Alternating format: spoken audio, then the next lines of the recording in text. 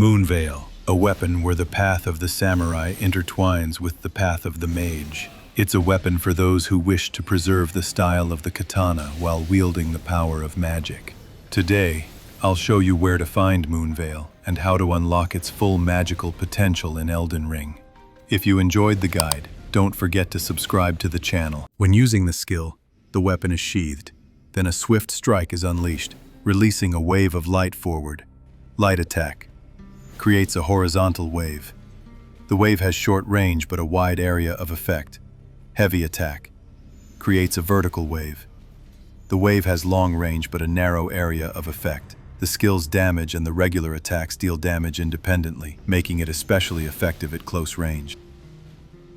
Katana requirements: 12. Strength 18. Dexterity 23. Intelligence. The weapon deals two types of damage: physical and magic. Physical damage scales with strength and dexterity. Strength contributes very little, while dexterity is the main scaling stat. Magic damage comes from the skill, Transient Moonlight, and scales with intelligence and weapon buffs. All attacks build bleed 50. This value does not scale with any stats or effects. To find Moonveil, you'll need to head to Caelid, to the Gael Tunnel. Here you'll find the entrance to a cave. From there, carefully drop down to the lower level and run forward a bit.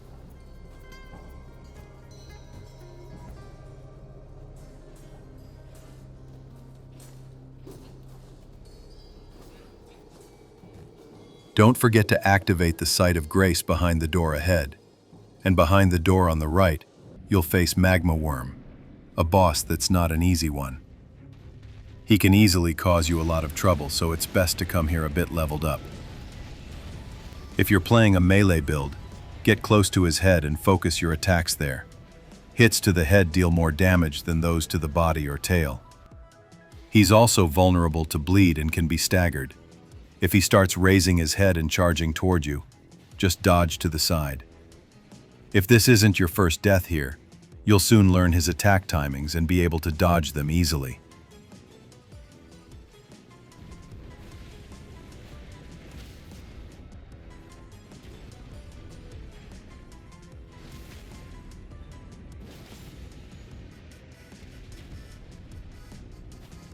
Your reward for defeating him will be the Moonveil Katana and a dragon heart.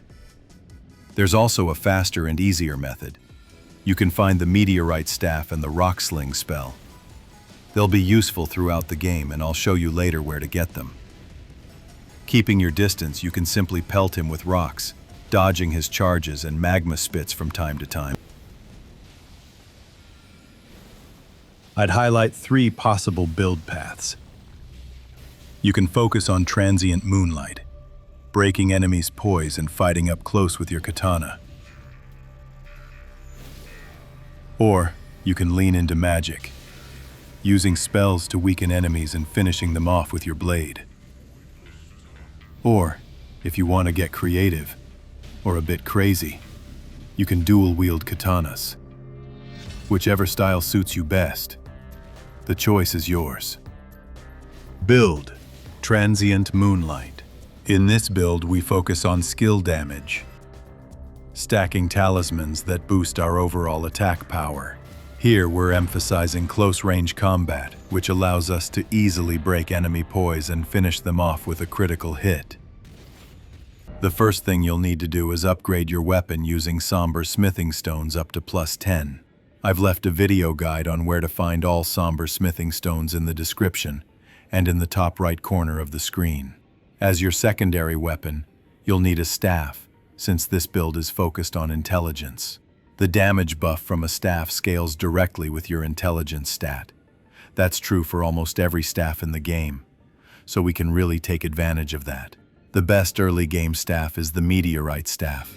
It can't be upgraded, but it already has very strong base stats and increases gravity sorcery damage by 30%. Including the rock sling spell, which we'll be using often. You'll only want to consider switching staves once your intelligence reaches 41 or higher. Azur's Glintstone staff increases casting speed by 40 points. reaching the cap at 70 dexterity, but also raises FP consumption by 20%. The Radigan icon adds another plus 30 to casting speed, so with 40 dexterity in the talisman, you'll already hit the cap. And if your dexterity is 70, you don't need the staff or the icon anymore. And for comparison, the Comet Azur casting speed at 10 and 70 dexterity. Another great option is the Carian Glintstone staff, which boosts Carian sword sorceries by 15%. It's especially effective if you're running Carian Slicer or similar blade-type sorceries. Staff of Loss boosts Night Shard and Night Comet sorceries by 30%. It's useful if you're focusing on Night Shard, and I'm sure you'll at least give it a try, because enemies can't turn away from Night Shard. Carian Regal Scepter boosts Renalla's moon sorceries by 10% and is the second strongest staff without increasing FP costs.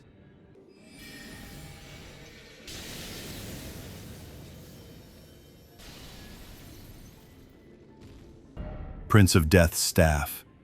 It scales with both intelligence and faith and is the most powerful staff, surpassing the Carian Scepter after 99 intelligence and 61 faith.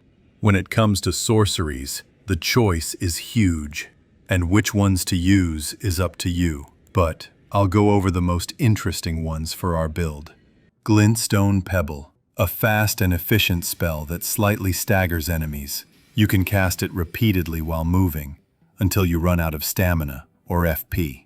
Rock Sling hurls 3 boulders that deal physical damage and heavily stagger foes.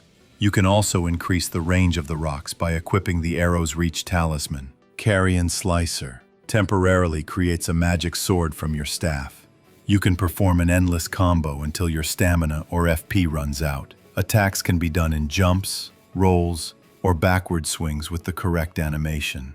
Adula's Moonblade creates a frost blade in the caster's hands, which swings in a wide arc and sends out a magic wave that passes through all enemies. Both the blade and wave deal magic damage and apply frost. The Snow Witch Hat increases damage by another 10%. Greatblade Phalanx creates an arc above your head made of 3 large magic swords, deals the highest poise damage among similar spells. 10 poise per sword, 30 total. Terra Magica summons an area on the ground for 30 seconds that boosts magic damage from any source by 22.5%. When leaving the area, the boost lasts 1.5 seconds and refreshes when re-entering. Golden Vow increases all outgoing damage for you and allies within its area by 15%. Also, raises resistance to all damage types by 10%. Ranni's Dark Moon deals magic damage and applies frost. Hitting an enemy reduces their magic damage negation by 20% for 60 seconds. If frost is applied, the target also suffers 10% reduced resistance. The Snow Witch Hat adds another 10% damage boost. Comet Azur creates a massive, uncontrollable magical beam. You can hold it until FP runs out. A very powerful spell. If you combine it with Azur's Glintstone Crown, Lusat's Glintstone Staff, Terra Magica, and cast everything right before a boss, you'll only have to finish them off, if anything is left of them. I'd highlight 2 armor sets, the Spellblade set and the Rakshasa set from the DLC. The Spellblade set can be obtained through Rajir's questline. It boosts only the magical portion of skill damage and provides good magic defense. The Rakshasa set is a more effective option overall. Unlike the Spellblade set, it offers higher physical defense but lower magic resistance, and it increases all outgoing damage, not just skill damage. Highly recommended. From masks, I'd highlight the Ash of War Scarab. It reduces weapon skill FP cost by 15%, but increases damage taken by 5%. The mask helps save FP when using weapon skills, and you can find it in Stormveil Castle. Carian Glintstone Staff boosts Carian sword sorceries by 15%. Useful if you're running a Carian Slicer or similar sword-type sorceries. Alien Dagger restores 15 FP after landing a critical hit. Rellana's Cameo, DLC, Increases attack power by 45% when holding a stance for about 1 second.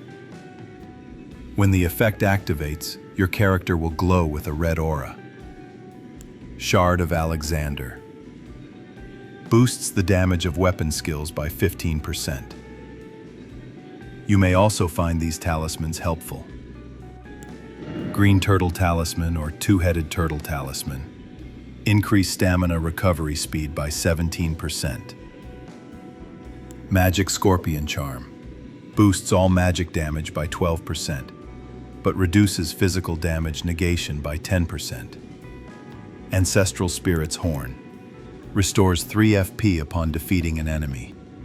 In the Flask of Wondrous Physic, the following will be useful. Stonebarb Cracked Tear. Increases enemy poise damage by 30%, allowing us to stagger enemies more often and land critical hits. Magic-Shrouding Cracked Tear. Boosts all magic attacks by 20%. If you need more defense, use Opaline Hard Tear, which increases resistance to all damage types by 15%. From consumables, Boiled Prawn is useful, as it increases physical damage resistance by 15%, or its better version, Boiled Crab, which raises physical resistance by 20%. Also helpful is Pickled Turtleneck, which increases stamina recovery by 22%. There's a small trick to reduce the time between attacks. Normally, after using a weapon skill, your character needs to sheathe the katana first. But if, right after the strike, you press crouch while holding the skill button, and then attack immediately after crouching, your character can use the skill much faster, chaining attacks more efficiently. Another way to develop this build is to focus on sorceries. If you prefer playing mostly with a staff and keeping a longer distance, the setup will be slightly different. Our headgear will change in this setup. If we find the Glintstone Scarab, it reduces the FP cost of sorceries by 15%.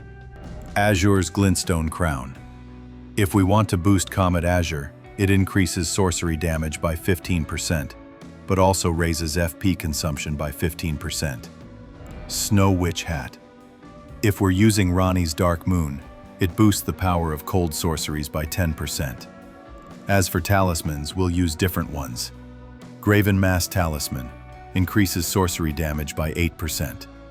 Primal Glintstone Blade reduces FP cost of sorceries and incantations by 25%, but lowers maximum HP by 15%.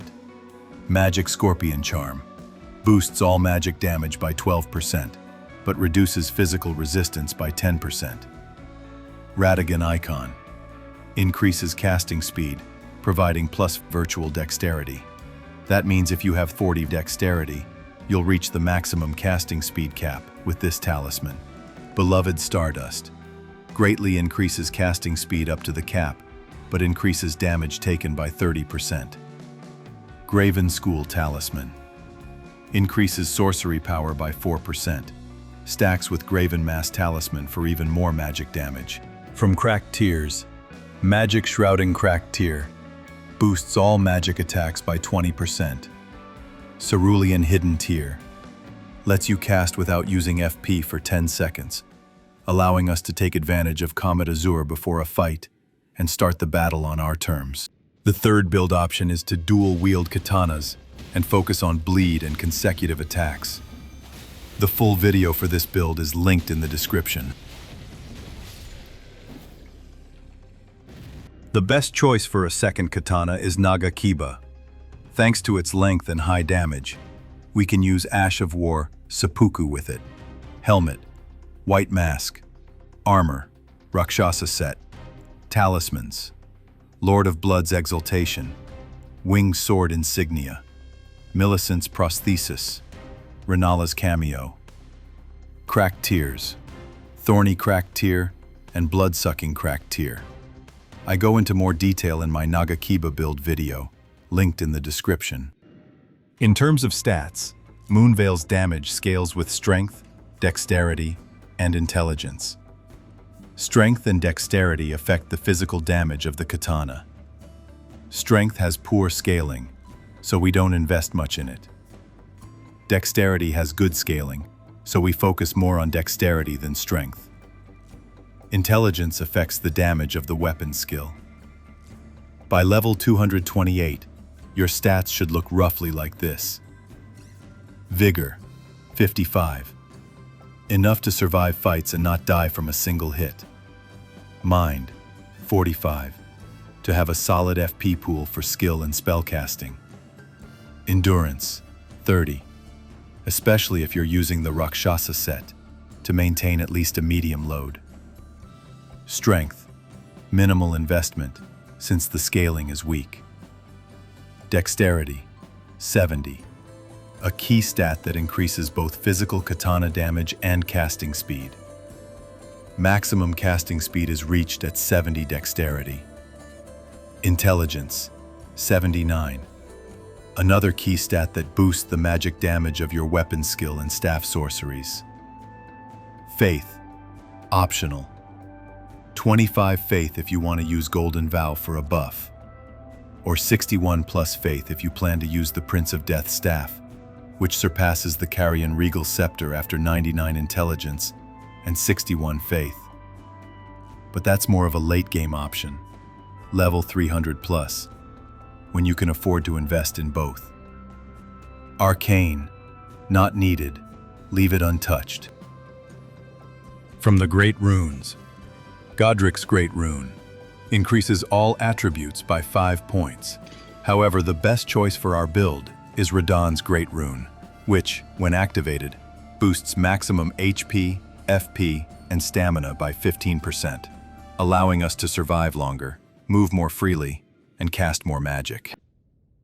Let's try out the build in action. I'll be using Comet Azur, and you can choose whatever playstyle suits you best. And don't forget to subscribe to the channel and leave a like. It really helps out a lot.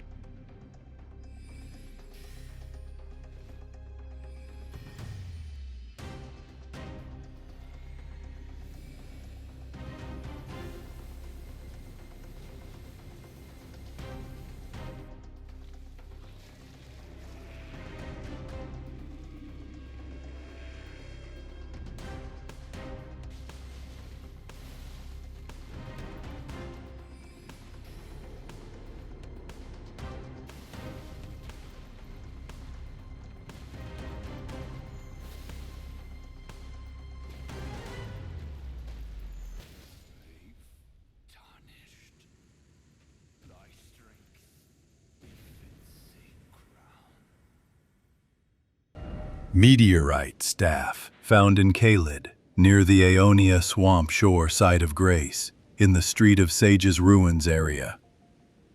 Keep to the left side of the swamp and use Torrent to avoid being affected by Scarlet Rot.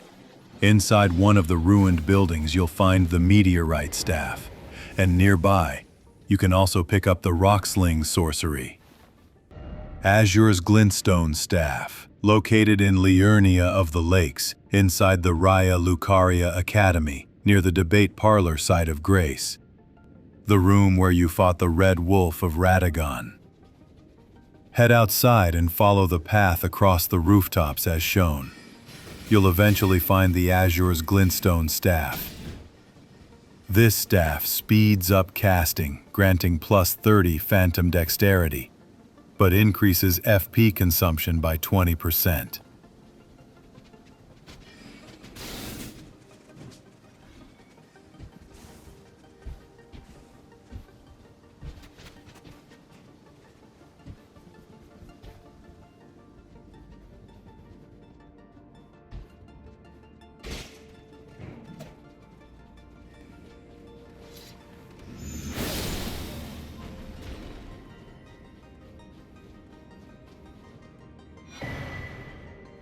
Carian Glintstone staff, found in Liurnia of the Lakes, inside the Carian study hall.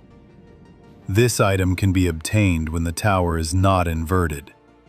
The staff boosts Carian sword sorceries by 15% and can be found on a small pedestal on the 3rd floor.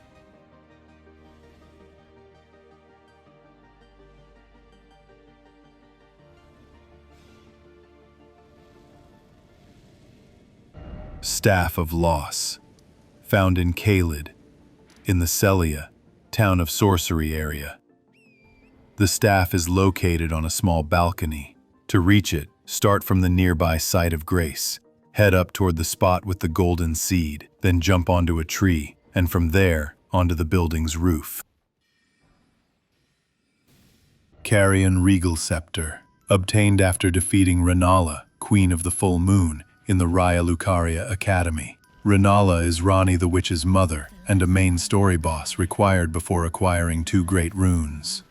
The staff is the second most powerful in the game, and it also enhances moon sorceries. You can obtain it by trading Renalla's Remembrance. Prince of Death's Staff, found in the deep-root depths, not far from the nameless Eternal City site of Grace. From there, turn right and climb the tree roots leading up the tower. Inside, you'll find the staff. It's the most powerful staff in the game when fully upgraded.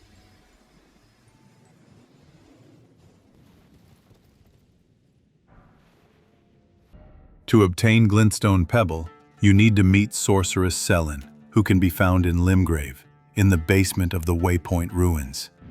After defeating the Mad Pumpkinhead boss, a passage will open, and you'll be able to talk to her. From Selin, you can purchase Glintstone Pebble. The same spell is also sold by Sorcerer Thops, who can be found in the Church of Erith. After speaking with him, you can also buy Glintstone Pebble. Rock Sling can be found in Caelid, near the Aeonia Swampshore site of Grace, in the Street of Sages Ruins area, Mount Torrent, to avoid being afflicted by scarlet rot, and ride in this direction. This spell is great for breaking enemy Poise, and its range can be further increased with a talisman. Go down into the cellar, and you'll find Rock Sling inside a chest.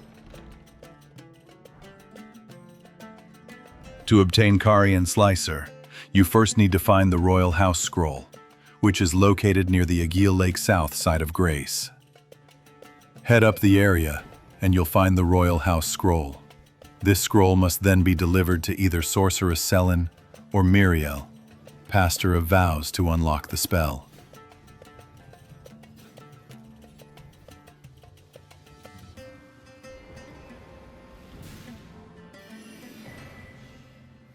Sorceress Selin is in Limgrave, in the basement of Waypoint Ruins. If you give her the scroll, you will be able to purchase Carian Slicer. Miriel, Pastor of Vows, is in the Church of Vows in Liurnia of the Lakes. If you give him the scroll, he will also sell Carian Slicer. Adula's Moonblade can be found after you reach the Moonlight Altar during Ranni the Witch's quest. Near the Cathedral of Manus Celis, you'll encounter Glintstone Dragon Adula, a fairly powerful enemy, but I defeated it easily using Rock Sling.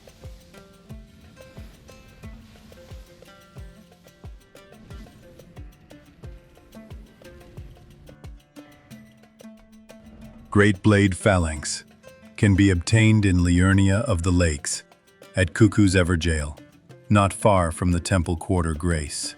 Here, you will face Bowles, Carian Knight. He is quite clumsy and slow, so I think you'll handle him easily. The reward for defeating him is the Greatblade Phalanx.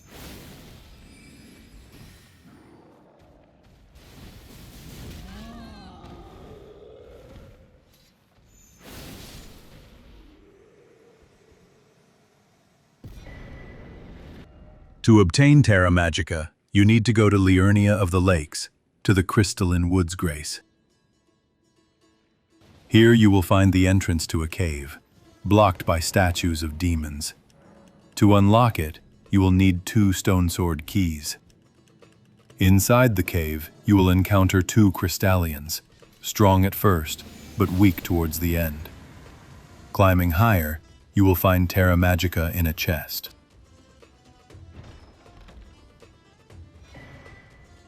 Golden Vow is located in Corpse-Stench Shack on Mount Gelmir, near the Bridge of Iniquity Grace.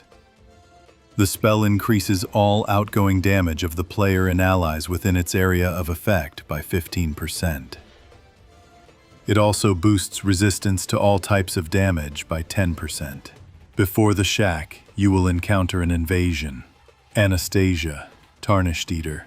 Inside the shack, you will find the Golden Vow spell. Ranni's Dark Moon is located at Moonlight Altar in Chilona's Rise. The location unlocks at the end of Ranni the Witch's quest. But to reach the tower, you need to solve a puzzle. Find 3 turtles. I marked 3 points on the map where they are located. The key is not to die or rest at a site of grace.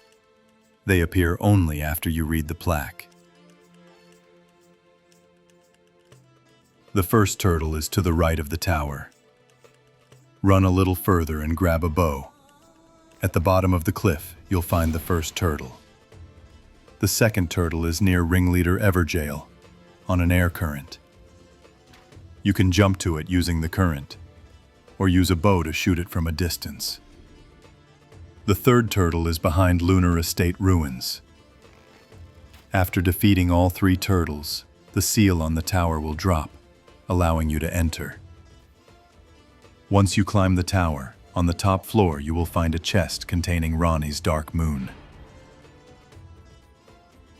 To obtain Comet Azur, you need to go to Mount Gelmir, to the primeval sorcerer Azur site of grace near Hermit Village. Here you will find primeval sorcerer Azur. Approach him, start a conversation, and wait a moment. Afterwards, he will give you Comet Azur. To find the Ash of War Scarab Helmet, you need to go to Stormveil Castle, then head to the Limgrave Tower Bridge site of grace. From there is a passage onto the bridge, where at the end you will find the helmet. Along the way there will be golems. You don't have to fight them, you can simply run past. Next, we need to descend a little, where we will finally find the Ash of War Scarab Helmet.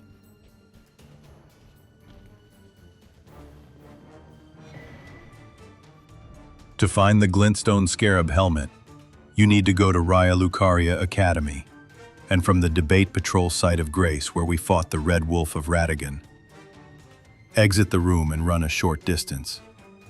Jump onto the bridge and carefully dodge the rolling ball. Then run as I do.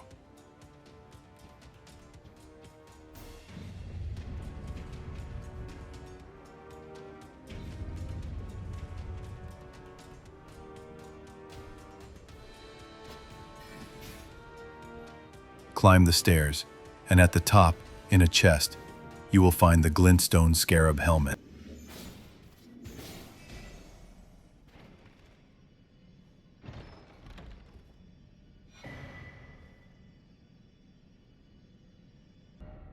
To obtain Azur's Glintstone crown, you need to go to Sorceress Selen, who is located at Waypoint Ruin.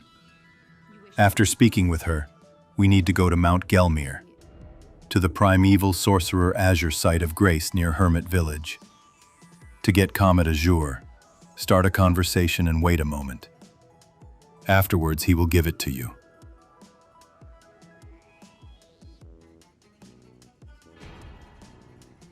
Next, we need to go to Caelid, to Redmane Castle, and defeat Starscourge Radahn. The festival will begin only if you have started the Ranni the Witch quest, or reached Altus Plateau.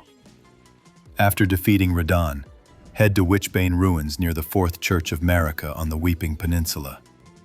Now, we need to find the entrance to the basement, where the real body of Sorceress Selen is bound. Out of fear of death, she will give the player Selen's primal glintstone, which represents her essence.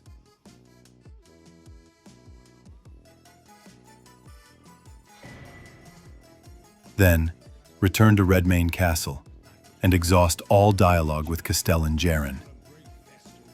If, after meeting him, you move to Round Table Hold, a message will appear stating that Sorceress Selen is dead. Next, head to Ranni the Witch's Tower. I've marked on the map where the secret passage is located. If you strike the floor at this spot, the illusory floor will disappear and reveal the passage.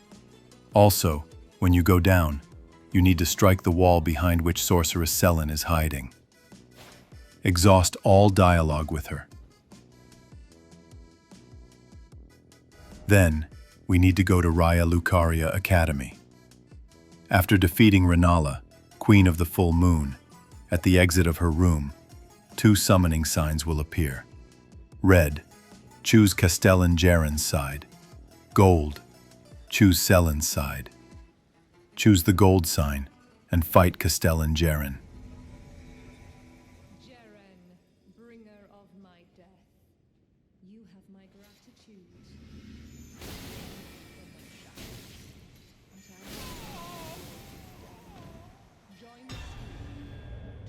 Once victorious, speak with Sorceress Selen, and then return to Primeval Sorcerer Azur. Now, you can collect the full set from him. To obtain the Snow Witch hat, you need to go to Renna's Rise and start her quest.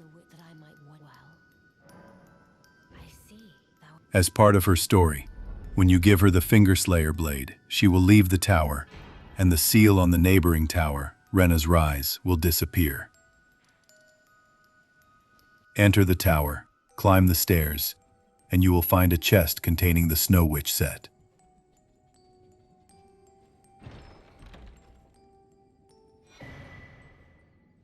To obtain the Spellblades set, you first need to defeat Godric the Grafted. After that, travel to Round Table Hold, and near the balcony you will meet Sorcerer Rajier. Here, he will tell you that something terrible happened to him and that he can no longer walk. If you inform him of Godric's death, he will give you Rajier's rapier. To continue his quest line, you'll need to defeat a secret boss. Head to the Black Knife Catacombs in Liurnia of the Lakes. Inside this cave, there is a hidden room where you'll find the Black Knife Assassin. Defeating him will reward you with the Black Knife print. To access the secret area, use the guillotine trap in the middle of the room. Jump onto its edge and ride it up to the balcony. At the end of the path, strike the wall to reveal an illusory wall.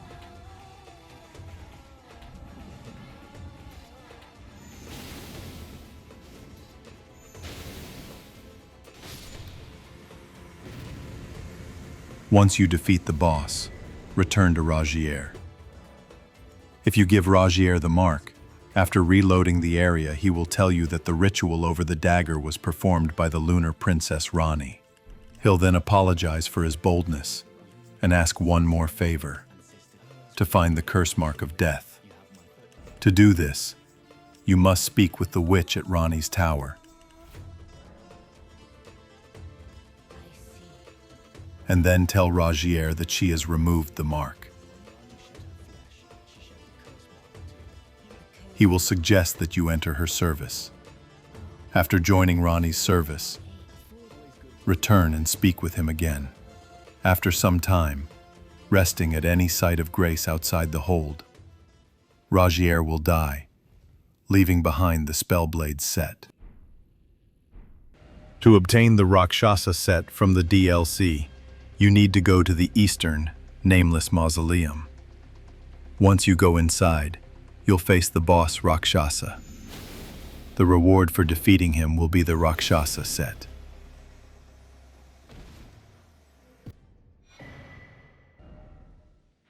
To find the Carian Filigreed crest, you need to go to King's Realm Ruins, where near the road to the manor site of Grace, you'll find War Counselor Iji sitting. Before that, dispel the illusory wall to open the path leading to this merchant. If you haven't yet met Blide the Half-Wolf or joined Ranni the Witch's service, Iji will only sell somber smithing stones. To find Blide the Half-Wolf, go to Mistwood Ruins, not far from the Mistwood outskirts or Third Church of Magica sites of grace. As you approach the ruins, you'll hear a wolf's howl. Now head to Merchant Kale in the Church of Ella. After speaking with him, he will teach you the finger snap gesture. Return to Mistwood Ruins and use the gesture. Blide the Half-Wolf will appear and offer his help against Bloodhound Knight Darrawil. Then go to the Gael Lake south side of Grace and enter the Forlorn Hound Everjail. You can summon Blythe to assist you, but the boss is not particularly strong. Nothing in this cell is no true justice. No. This is where it ends for you. After defeating him, you can talk to Blythe the Half-Wolf again. He will thank you for your help and mention E.G. When you return to E.G. afterward, his shop inventory will expand, and you'll be able to purchase the Carian filigreed crest. The second way to obtain it is by joining Ranni the Witch's service. After doing so, return to E.G. He will also sell the Carian filigreed crest. To obtain the assassin's cerulean dagger, you need to go to the Black Knife Catacombs in Liurnia of the Lakes. Inside this cave, there is a hidden room where you'll find the Black Knife Assassin. This is also where, during Ragier's questline, you can find the Black Knife print needed to continue his story. To reach the secret area, use the guillotine trap in the middle of the room. Jump onto its edge and ride it up to the balcony. At the end of the path, strike the wall to reveal an illusory wall. Once you defeat the boss, you'll receive the assassin's cerulean dagger.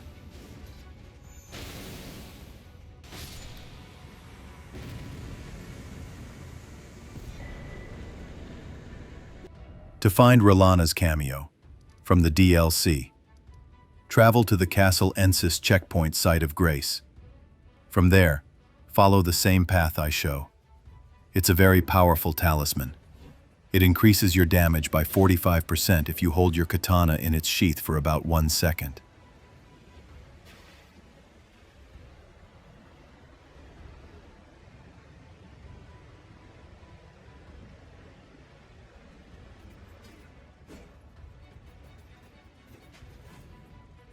Before reaching the temple, you'll encounter Moonrithel, Carian Knight, a rather unpleasant opponent.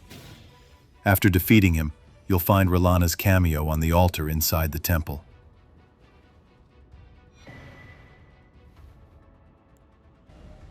The Arrow's Reach talisman can be found early in the game, on the upper level of Stormgate. The easiest way to reach it is from the Stormhill Shack site of Grace. Despite its description, it also works on certain spells, Ashes of War, and tools. To find the Green Turtle Talisman, go to Limgrave, in the Summonwater Village area, near the Summonwater Village outskirts site of Grace. It's located in an underground room, with 2 turtles near the entrance. To unlock the door, you'll need 1 stone sword key. Behind the door, you'll find your Green Turtle Talisman.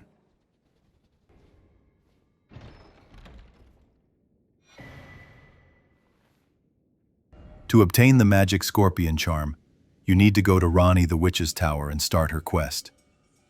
After agreeing to serve her, she will introduce you to her allies, including Preceptor Celivis.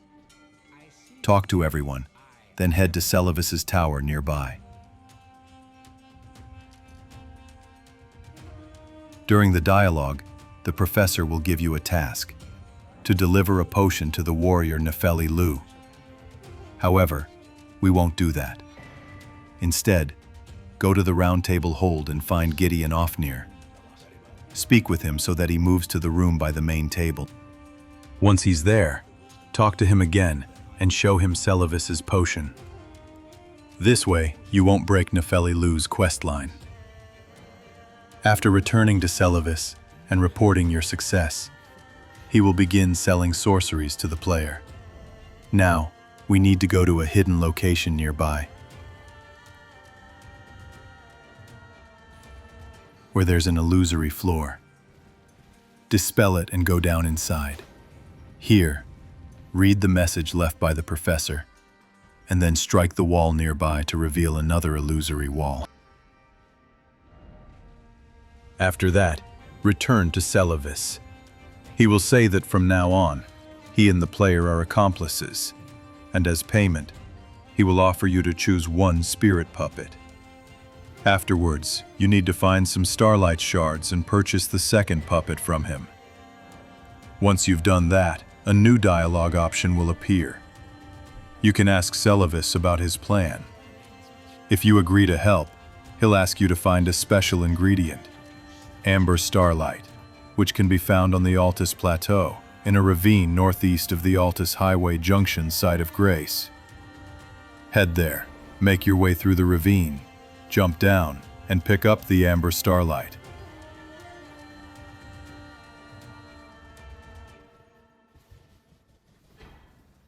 When you return to Celivis, he will reward you with the magic scorpion charm.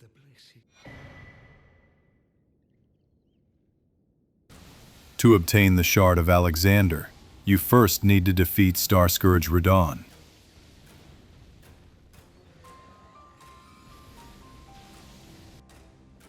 After the battle, speak with Iron Fist Alexander. He will be nearby, saying that he feels weak and needs to become stronger. Exhaust all his dialogue. The next encounter with him will take place on Mount Gelmir, not far from the Seathwater Terminus site of Grace. After defeating the Magma Wyrm and speaking with Alexander, he will give you a jar and tell you he's heading to the mountaintops of the Giants, where you can summon him for the Fire Giant fight. Later, when you reach Crumbling Farum Azula, start from the Dragon Temple lift side of Grace and move forward a bit.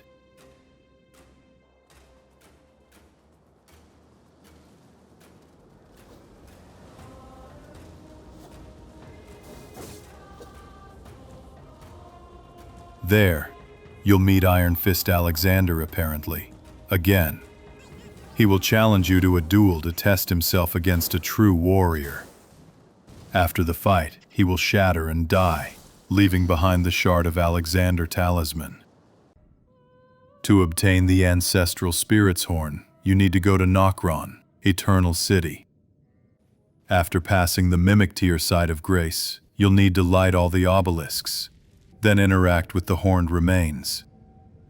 You'll be transported to the boss arena, and after defeating the Regal Ancestor Spirit, you'll receive the remembrance of the Regal Ancestor.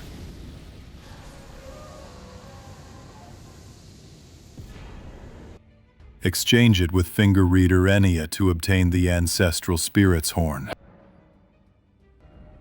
To find the Graven-School talisman, go to the Raya Lucaria Academy, starting from the schoolhouse classroom site of Grace. Follow this path, and before entering the hall with the Red Wolf of Radigan, strike the illusory empty cupboard to reveal a hidden corridor.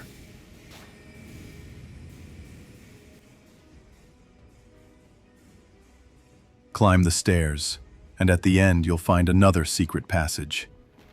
Go down, and you'll find the Graven-School talisman.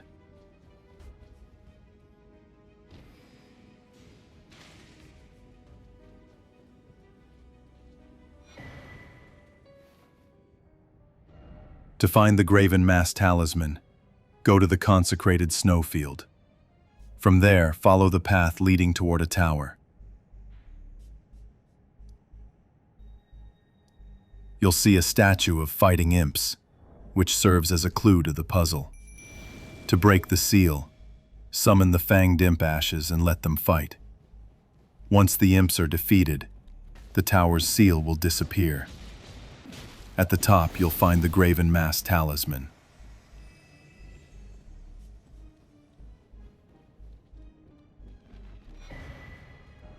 To find the fanged imp ashes, go to the main Academy gate site of Grace in the Raya Lucaria Academy. After passing the magical seal, go down past the wolves. There you'll find the isolated merchant, who sells the fanged imp ashes. To find the primal Glintstone blade, travel to the mountaintops of the Giants, to the Stargazer's ruins, which you can reach from the nearby site of Grace. The talisman is located in the basement, behind a door sealed by magic. To lift the seal, summon the Spirit Jellyfish ashes near Spirit Jellyfish Aureliette. Inside the basement room, you'll find the primal Glintstone blade.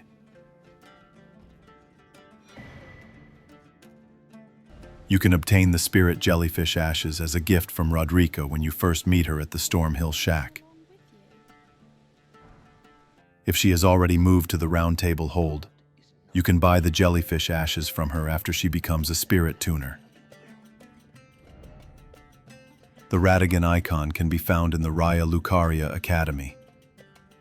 From the Debate Parlor site of Grace, exit the hall and turn right. There's a hidden path.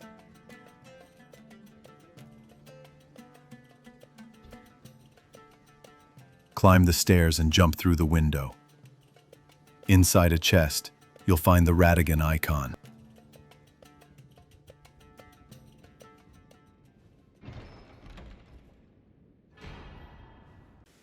To get the Stonebarb Crack Tier and Opaline Hard Tier, you need to defeat the Putrid Avatar located near the Minor Erd Tree close to the Dragonbarrow Fork site of Grace. Opaline Hard Tier increases resistance to all types of damage by 15%. Stonebarb Crack Tier boosts poise damage dealt to enemies by 30%.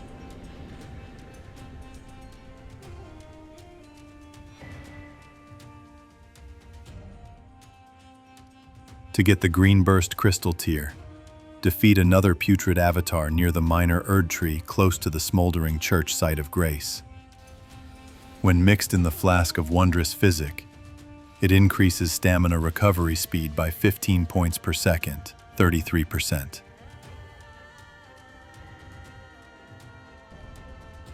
The Magic-Shrouding Crack Tier is found in Liurnia of the Lakes, near the Mausoleum Compound site of Grace. It boosts all magic attacks by 20%. This is the only boss that drops 3 tiers at once.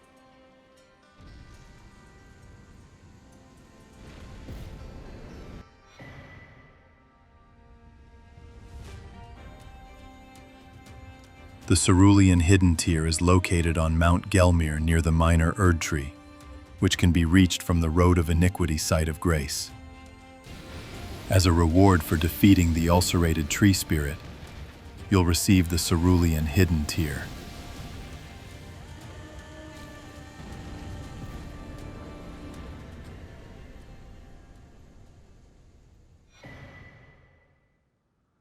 To buy boiled prawn, travel to Liurnia of the Lakes, near the Boil Prawn Shack site of Grace. But first, speak with Raya the Scout nearby. If you talk to the merchant without meeting Raya first, Blackguard Big Boggart will ignore you. After hearing Raya's request to find her necklace, return to the Boil Prawn Shack. You'll find out that Boggart has the necklace.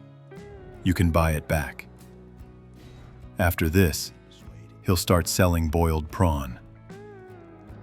If you buy several and exhaust all his dialogue options, he'll later move to the capital outskirts, where he begins selling boiled crab and warns you about Dung Eater, saying you should stay away from him. To craft pickled turtleneck, buy the recipe from the nomadic merchant at Saintsbridge. He sells the Nomadic Warrior's Cookbook, which unlocks the crafting recipe for pickled turtleneck. Near him, you can find several turtles to farm turtleneck meat. You can also find many turtles around Summonwater Village, especially near the imp statues. Herba can be collected near the Mistwood outskirts site of Grace. Roa fruit grows near the Nomadic Merchant close to Castle Morn.